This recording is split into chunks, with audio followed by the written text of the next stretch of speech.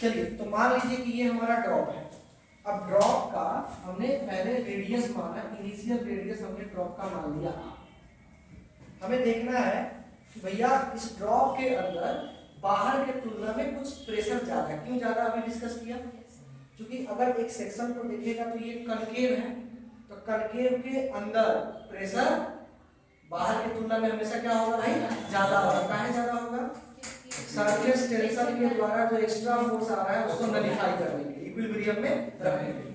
तो ठीक है, अब हम कोशिश करते हैं कि हम लोग इसको डेरिवेशन करके देखें ताकि इस तरह का कोई भी सवाल आए तो हम लोग उसको सोच सकें। ठीक है, चलिए तो मान लेते हैं कि इस ड्रॉप का इनिशियल रेडियस r है। अब लेट से कि भैया बाहर का प्रेशर हमने ले लिया P1 और अंदर का प्रेशर ले लिया P2। ठीक है, तो हम क्या कह रहे हैं कि हम ले रहे हैं, जैसे मान लीजिए हमने बोला कि सर एक्सेस प्रेशर कितना होगा, excess pressure is simply P2 minus P1। Logically तो बता ही चुके कि कनकेव साइड का प्रेशर हमेशा कन्वेक्स साइड की तुलना में ज्यादा होगा। तो अंदर का प्रेशर P2 माना, बाहर का प्रेशर P1 माना, तो excess pressure is P2 minus P1। थोड़ा देर के लिए लेट से हम इसको P लिख लेते हैं डायरेक्ट, ताकि डायरेक्ट फॉर्मूला आ जाएगा अपना। अब लिक्विड का सरफेस टेंशन को हम T से रिप्रेजेंट कर रहे हैं। लिक्विड के सरफेस का सरफेस टेंशन हम किससे रिप्रेजेंट कर रहे हैं, T से। तो सरफेस टेंशन को हमने रिप्रेजेंट कर दिया T से। अच्छा बता, सरफेस टेंशन और सरफेस एनर्जी न्यूमेरिकली इक्वल होता है, और वी हैव प्रूव्ड इट। अच्छा, तो सरफेस टेंशन को हमने T से रिप्रेजेंट किया। हो सकता है किसी किसी किताब में S से रिप्रेजेंट करेगा, तो घबराने वाली बात नहीं है, T से या S से बात बराबर है। जरा सोचो, अगर अंदर का प्रेशर P2 है, बाहर का प्रेशर P1 है, अंदर में प्रेशर ज्यादा है, तो हम ये मानते हैं कि उस प्रेशर के कारण लेट से कि थोड़ा सा लिक्विड का जो है बबल का, मतलब इस ड्रॉप का डायमेंशन थोड़ा चेंज हुआ, तो रेडियस हल्का इंक्रीमेंट हुआ। तो लेट से कि ये r रेडियस का जो लिक्विड ड्रॉप था, अब वो थोड़ा सा एक्सपेंड करेगा। एक्सपेंड इसलिए किया क्योंकि अंदर का प्रेशर क्या है भाई, ज्यादा। तो अब लेट से कि फाइनल जो रेडियस बन रहा है वो r प्लस डेल्टा r, हल्का सा रेडियस में इंक्रीमेंट है। तो चूंकि सर अंदर का प्रेशर ज्यादा है, तो हमने ये माना कि उस प्रेशर के कारण ये लिक्विड का जो हमारा ड्रॉप है उसका रेडियस हल्का सा इंक्रीज हो गया, और ये इंक्रीमेंट हुआ हमने मान लिया कितना है, डेल्टा। तो now this will be your the final radius which can be written as r plus delta. और ये किस कारण से हो पाया है, एक्सेस प्रेशर के कारण। ठीक है, चलो बढ़िया।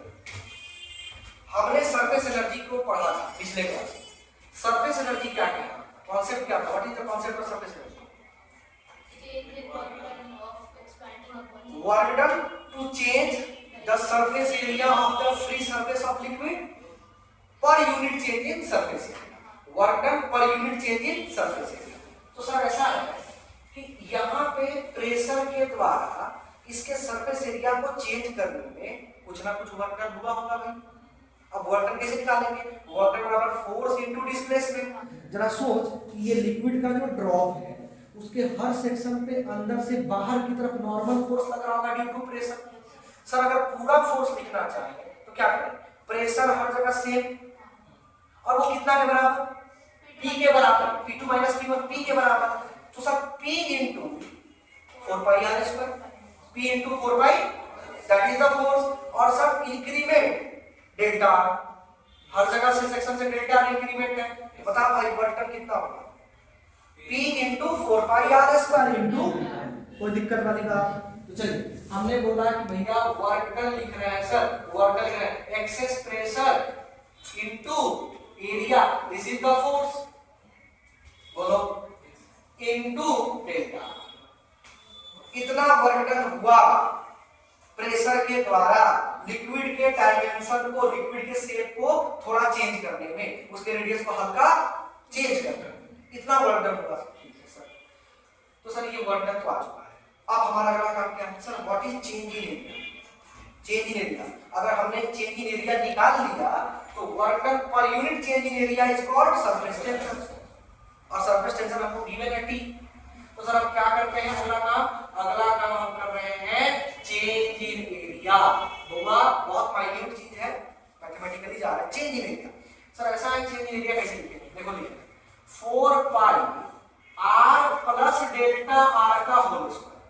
बोल समझ में आया सर? बाद वाला जो हमारा वाटर ड्रॉपलेट है उसका जो ओवरऑल फाइनल रेडियस बना है वो r प्लस डेल्टा आर है, तो सर उसका फाइनल सरफेस एरिया कितना बना?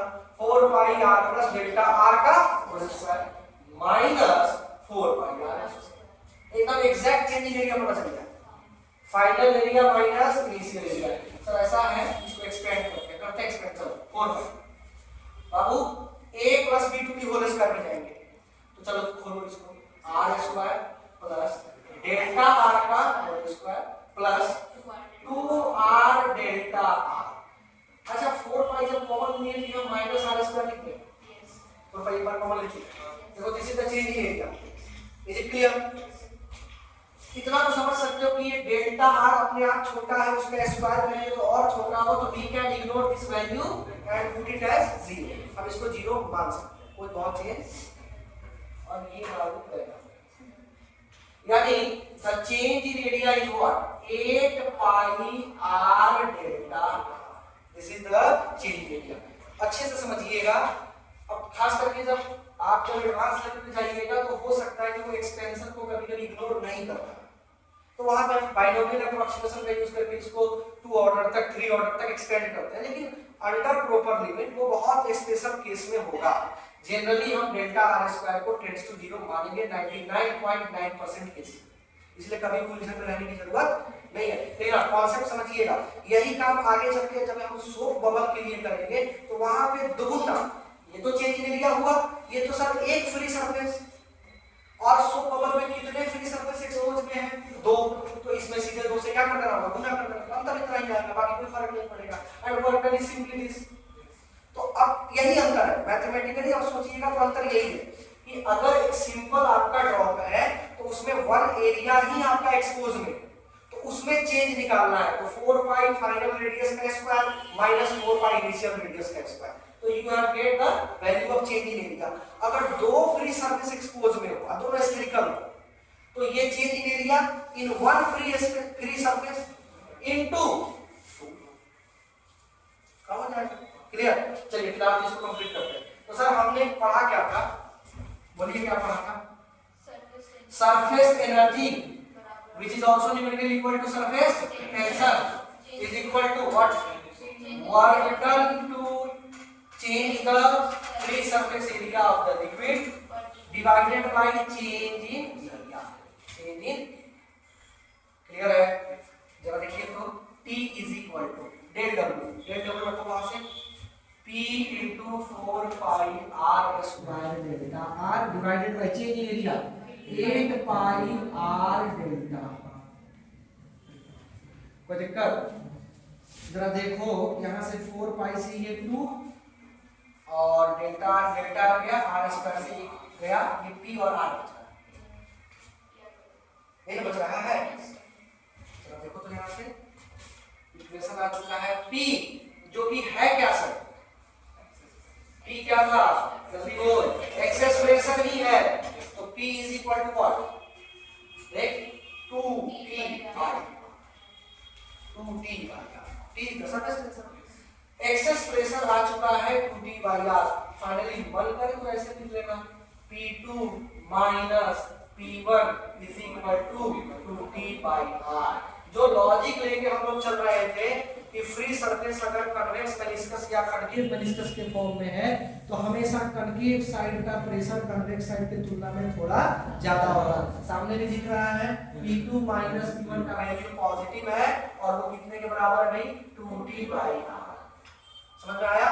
तो ये है हमारा excess pressure inside a drop. अब इसको कर लो, इसके बाद हम आगे करते हैं excess pressure inside a soap drop. आज कंप्लीट करते हैं, ठीक है?